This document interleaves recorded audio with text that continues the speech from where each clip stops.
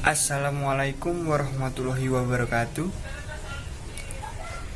Baik, perkenalkan, nama saya Ogi Prayoga, NIM 134180121, akan mempresentasikan tentang kajian khusus tanaman jahe. Baik, jadi di sini saya akan menjelaskan tentang pendahuluan. Yang pertama itu ada latar belakang. Nah, di sini saya akan menjelaskan bahwa di Indonesia ini merupakan salah satu negara di dunia yang mempunyai keanekaragaman hayati yang sangat besar maupun yang telah dibudidayakan. Oke. Nah, plasma nutfah ini sangat mendesak untuk diamankan dari erosi potensi genetik maupun kepunahannya. Nah, pemanfaatannya secara bertanggung jawab dan berkelanjutan memerlukan suatu penelitian dan pengembangan yang mencakup aspek eksplorasi, karakterisasi, identifikasi, evaluasi, utilisasi, serta konservasi secara in situ maupun ex situ. Nah, pada umumnya, kekayaan jenis di daerah tropika itu lebih tinggi dibandingkan dengan daerah subtropika. Oke. Sedangkan di Indonesia ini merupakan wilayah tropik.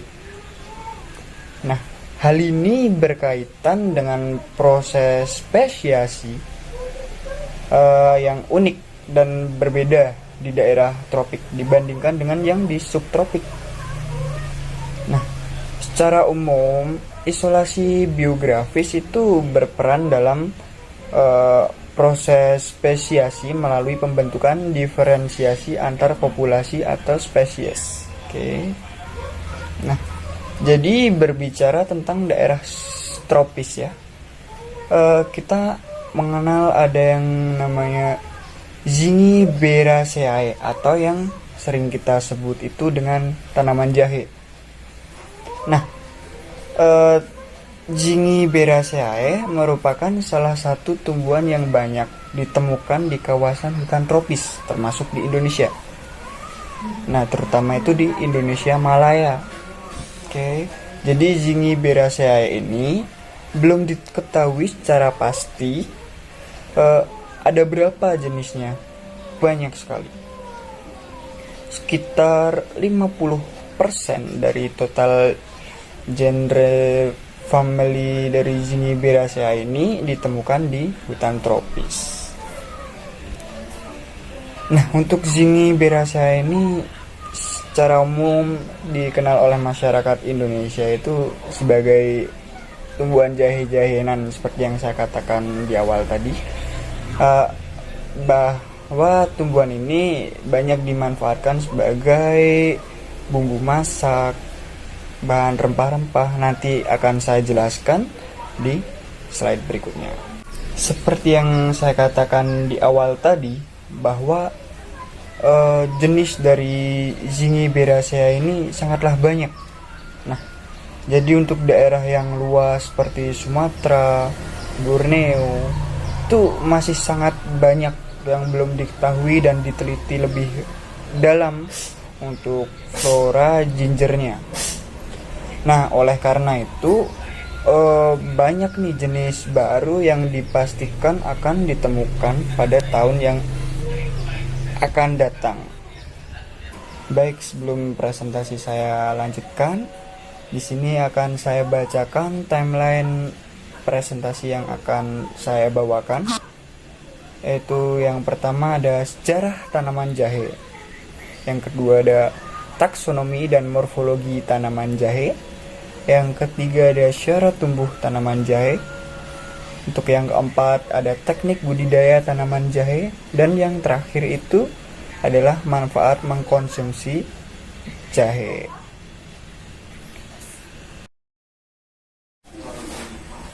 Baik, untuk yang pertama itu ada sejarah tanaman jahe. Nah, Indonesia sangatlah kaya dengan sumber daya flora. di Indonesia sendiri itu terdapat sekitar 30.000 jenis spesies tanaman. 940 spesies diantaranya itu dikategorikan sebagai tanaman obat ya, dan 140 diantaranya itu dikategorikan sebagai tanaman rempah. Dari sejumlah spesies tanaman rempah dan obat yang ada di Indonesia ini, beberapanya itu sudah digunakan oleh berbagai perusahaan, itu baik perusahaan tradisional maupun perusahaan modern untuk pembuatan jamu misalnya. Nah, dalam masyarakat Indonesia, pemanfaatan obat tradisional dalam sistem pengobatan itu sudah membudaya ya, dan cenderung terus meningkat. Nah, salah satu tanaman rempah dan obat-obatan yang ada di Indonesia itu adalah jahe. Nah, nama ilmiah dari jahe ini adalah Zingiber officinale, ROSC. Kata Zingiber ini berasal dari bahasa Yunani. Nah, nama inilah yang digunakan oleh Carolus Linnaeus, seorang ahli botani dari Swedia, untuk memberikan nama Latin jahe. Menurut para ahli, jahe ini berasal dari Asia tropik ya, yang tersebar dari Hindia sampai Cina. Oleh karena itu, kedua bangsa itu disebut-sebut sebagai bangsa yang pertama kali memanfaatkan jahe, terutama sebagai bahan minuman, bumbu masakan, dan obat-obatan tradisional. Belum diketahui secara pasti sejak kapan mereka mulai memanfaatkan jahe, tetapi mereka sudah mengenal dan memahami bahwa minuman jahe cukup memberikan keuntungan bagi hidupnya. Baik, jadi yang berikutnya adalah taksonomi dan morfologi tanaman jahe. Jahe merupakan tanaman obat-obatan berupa tumbuhan rumpun berbatang semu. Jahe termasuk dalam suku temu-temuan atau Zingiberraceae. Satu famili dengan temu-temuan lainnya seperti temu lawak, temu hitam, kunyit, kencur, lengkuas, dan lain-lain. Sistematika tanaman rimpang jahe. Divisinya itu Spermatophyta. Subdivisi Angiospermae, kelas Monocotyledon, dari ordo Musales, dari family Zingiberraceae, genusnya itu Zingiber, dan spesiesnya itu officinale. Nah, yang berikutnya adalah morfologi tanaman jahe. Akar merupakan bagian terpenting dari tanaman ini. Pada bagian ini tumbuh tunas-tunas baru yang kelak akan menjadi tanaman. Akar tunggal atau rimpang ya, tertanam kuat di dalam tanah dan akan makin membesar dengan pertambahan usia serta membentuk rizoma-rizoma baru. Tanaman jahe tumbuh merumpun berupa tanaman tahunan yang berbatang semu. Tanaman ini tumbuh tegak setinggi 20-75 cm.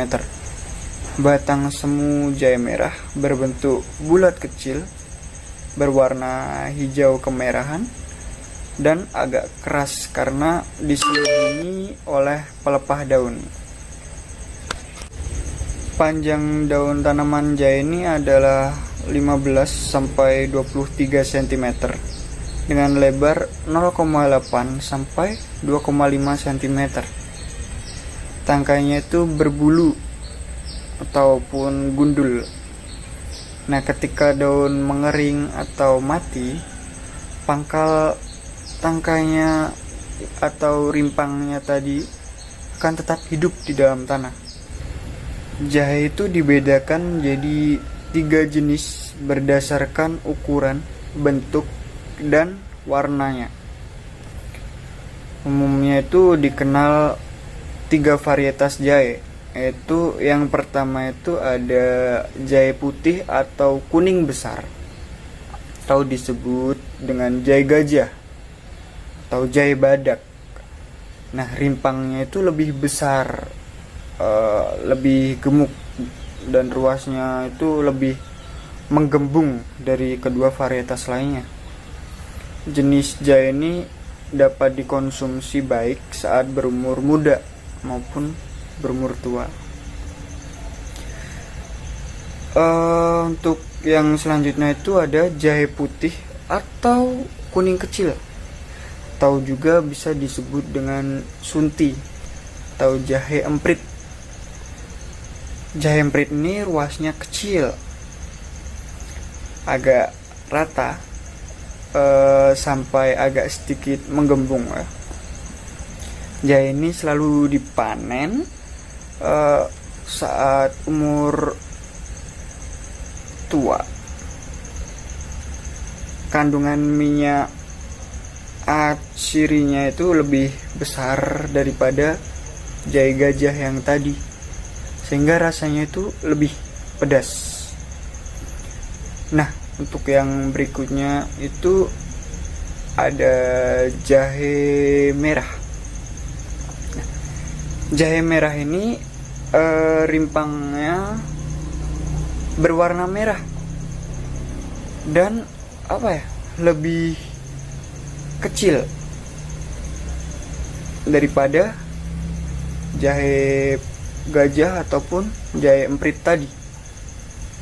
Nah, untuk jahe merah ini selalu dipanen setelah umurnya tua dan juga memiliki kandungan minyak atsiri yang sama dengan jahe emprit tadi, sehingga cocok untuk obat-obatan. Baik, untuk yang berikutnya adalah syarat tumbuh tanaman jahe. Tanaman jahe ini kebetulan sangatlah mudah untuk beradaptasi dengan lingkungan sekitarnya, karena mudah menyesuaikan diri. Tapi untuk memperoleh pertumbuhan yang optimal, itu jahe memiliki persyaratan agroklimatnya.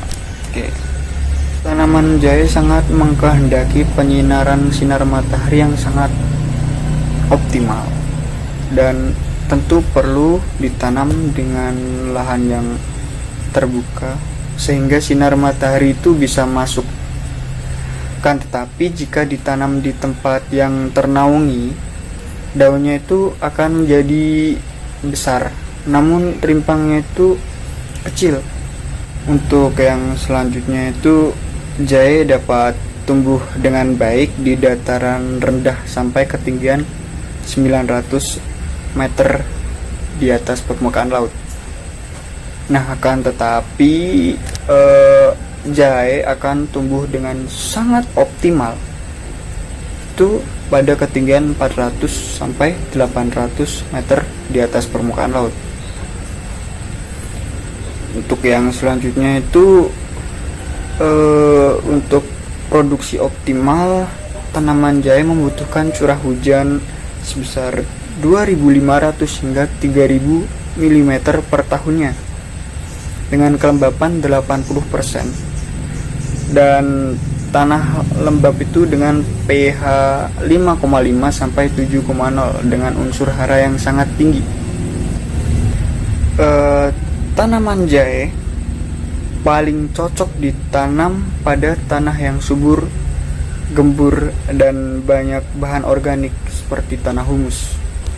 Yang selanjutnya, tanaman jahe ini tidak terlalu menyukai tanah yang drainasenya menggenang. Tanaman ini kurang baik dan tidak cocok ditanam pada tanah rawa dan tanah berat yang mengandung banyak fraksi liat maupun tanah yang didominasi oleh pasir kasar. Baik, yang berikutnya adalah cara budidaya tanaman atau teknik budidaya dari tanaman jahe. Yang pertama ada pembibitan. Jahe itu diperbanyak secara vegetatif dengan potongan-potongan rimpangnya. Namun pemilihan dari bibit itu tidak boleh gegabah. Bibit jahe memiliki kriteria. Kriteria bibit jahe yang baik adalah yang diambil langsung dari kebun, bukan jahe konsumsi yang biasa diperoleh di pasar. Atau bibit yang diambil dari tanaman yang berumur 12 bulan dengan memiliki berat 100 hingga 250 gram ya, per rimpangnya itu. Rimpang tersebut dapat dipotong-potong, masing-masing potongan itu sedikitnya memiliki 3 mata tunas dengan panjang 3 sampai 7 cm dan beratnya itu sekitar 25 hingga 80 gram per potong. Perlu diketahui, makin besar ukuran bibit itu akan diperoleh pertumbuhan yang makin baik pula.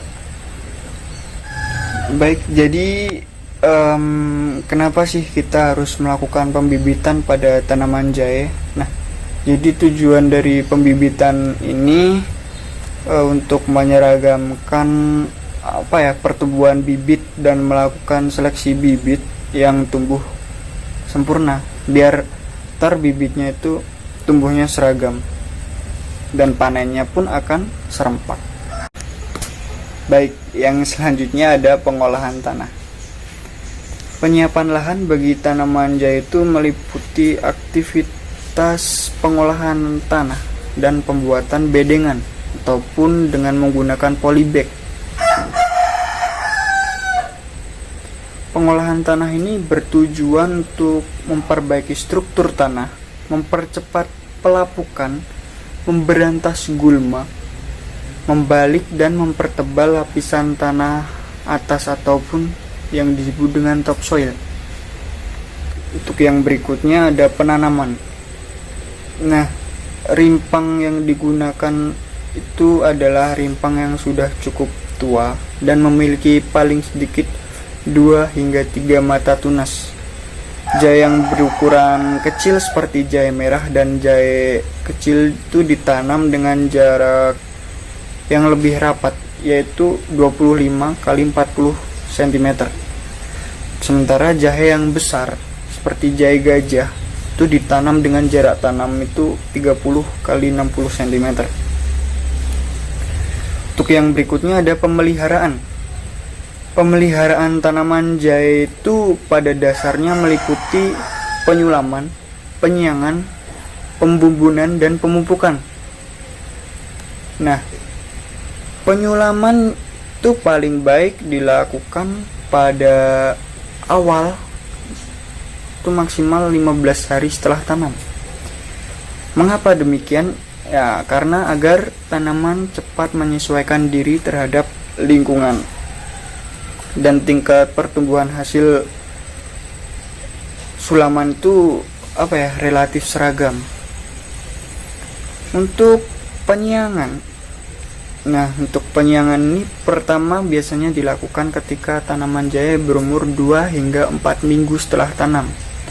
Kemudian biasanya ini dilanjutkan pada 3 hingga 6 minggu sekali ya. Maksud saya 3 hingga 6 minggu sekali. Itu tergantung pada kondisi gulma yang tumbuh. Nah, untuk yang selanjutnya ada pembumbunan. Pembumbunan ini bertujuan untuk menimbun rimpang jahe yang muncul di atas permukaan. Nah, pertama kali dilakukan pembumbunan ini pada waktu tanaman jahe membentuk rimpang yang terdiri dari 3 hingga 4 batang semu.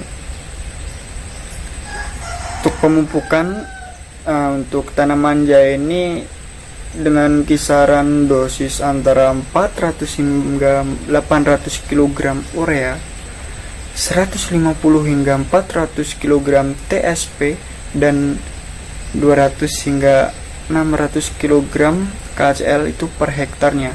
Ini menurut Rukmana tahun 2010.